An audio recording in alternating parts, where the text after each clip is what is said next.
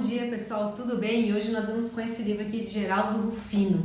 Ele vem contar a história deles, o catador de sonhos, empresário visionário que começou como catador de latinhas e ensinou tudo o que você precisa saber sobre otimismo, superação e determinação. Bom, ele nasceu numa família pobre lá em Minas Gerais e hoje ele é um dos empresários mais bem-sucedidos do Brasil. Ele quebrou 6 vezes, mas sempre retornou com muita força, muita batalha. E uma palavra que eu levo desse livro aqui é sobre credibilidade. Você pode até quebrar algumas vezes, mas você nunca pode perder a sua credibilidade. Então isso fazia com que ele voltasse ao começo, que ele conseguisse crédito, que os credores que ele precisava pagar aquilo que ele estava devendo confiavam no trabalho e na luta e na seriedade dele. Então a credibilidade é algo muito importante para Geraldo Rufino.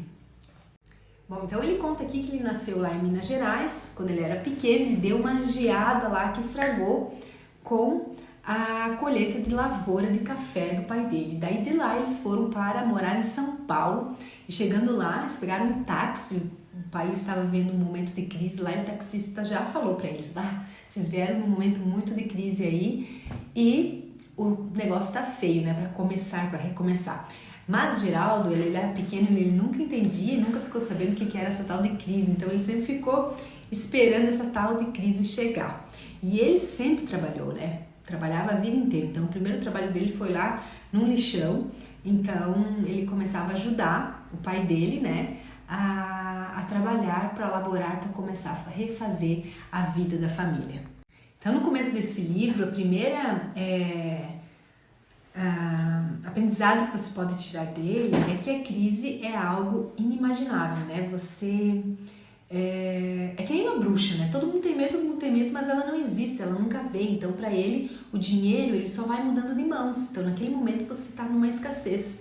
Mas não é que isso parou de surgir ou parou de ter novos ricos, de produzir, a economia está em estado de ebulição. É porque o dinheiro vai movendo de mãos em mãos. Então naquele momento de crise é onde o dinheiro se mudou. Então ele sempre entende que crise é uma palavra que não se deve falar. Tudo é uma questão de foco, de persistência naquilo que você quer construir, naquilo que você quer fazer. E ele perdeu a mãe muito cedo e ele começou a ajudar o pai lá nas minas de carvão e no lixão, onde foi um dos primeiros trabalhos dele. Então, como ele era muito empreendedor, né? Então aí, ali trabalhando nas minas e ajudando lá no lixão, ele via várias crianças trabalhando e surgiu a primeira ideia dele. Ele formou aí um carrinho que ele alugava para as crianças para ser mais fácil de levar as peças que elas gostavam. Então ele alugava. Então com esse dinheiro eles começaram, ele e o primo dele, guardar dinheiro dentro de latinhas que eles enterravam e guardavam lá no terreno da casa da família. Mas teve um momento ali que ele conta que a prefeitura fez uma limpa lá no terreno e perderam todas as latinhas, né? Foi empurrado lá com os caminhões, então foi o primeiro momento de crise dele, o momento que ele perdeu todo aquele dinheiro que constava lá dentro daquelas latinhas. Mas aí ele esqueceu esse problema, ele não ficou focado nisso, aquilo passou. Ele começou a olhar para frente, pensando no futuro, ele comprou algumas travas, né, de futebol e bola e começou a alugar também e formar times de futebol para ganhar novamente dinheiro e começar a guardar dinheiro.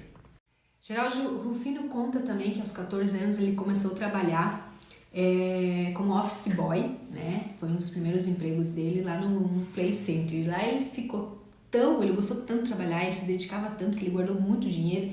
Ele ficou por 16 anos, onde depois ele foi lá e aos 29 anos foi abrir o seu primeiro negócio, que surgiu a JR Diesel. Só que a JR Diesel surgiu, que bateu, os parentes dele lá tinham batido o caminhão e para ajudar ele começou a vender as peças e daí surgiu uma grande ideia. Então essa empresa ele faliu a primeira vez, um dos irmãos deles deixaram, ficou com 16 milhões de dívidas, mas ele negociou, começou a negociar e depois hoje ele é uma das maiores empresas que a gente tem no Brasil relacionada a essa parte de sucatas de automóveis, né? A JR Diesel. Foi aí que nasceu um grande empreendedor brasileiro.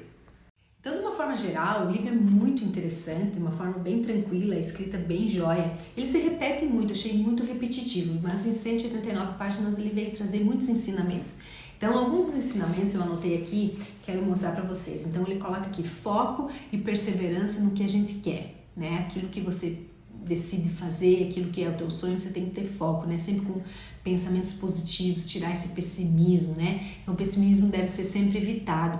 Persistir no que a gente quer, no que a gente sonha, no que a gente almeja, né? Se você tem um problema, ele é seu. Não ache culpados, que geralmente quando as pessoas têm algum problema dentro da empresa, que achar a culpa de alguma pessoa. Então, porque as pessoas querem terceirizar a culpa. Então, a culpa é tua. Assuma a tua culpa, resolve, é você que tem que resolver, né? Então, não se deixe abater por ter que recomeçar. Ele deu exemplo ali, ele recomeçou 6 vezes e não perdeu a vontade e a credibilidade de começar novamente sempre.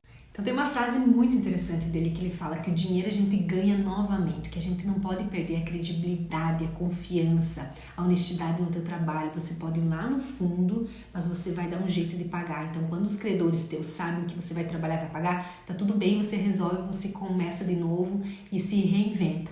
Mas tem uma coisa bem interessante que ele colocou, que a gente nunca deve investir mais do que a gente tem de patrimônio para segurar. Então, se você quer investir em alguma coisa e quebrar, pelo menos tem um patrimônio para segurar. E aquela vez que ele quebrou, que tinha 16 milhões de dívidas, foi uma vez que ele não tinha patrimônio e ele começou a trabalhar para conseguir dar conta de pagar tudo. Então, corrigindo os erros e ganhando praticamente $1 a mais por dia. Então, para ele, um dia bem trabalhado é quando a gente ganha $1 a mais cada dia. Então, sempre pensando no positivo, sempre pensando que temos degraus, que não podemos pular esses degraus, tudo tem uma etapa para cumprir.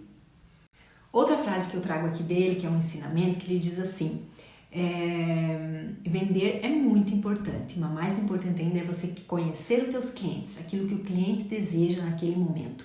Você está preparado para aquilo que o cliente está procurando naquele exato momento.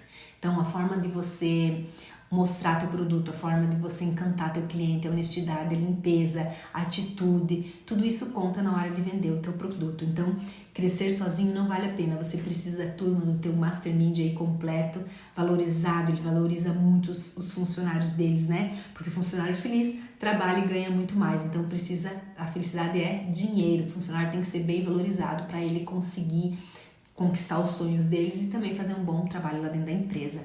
Então, antes de tudo na vida é ser feliz. Então, no dia de hoje, quero deixar esse insight aí para vocês lerem esse livro maravilhoso aqui, O Catador de Sonhos.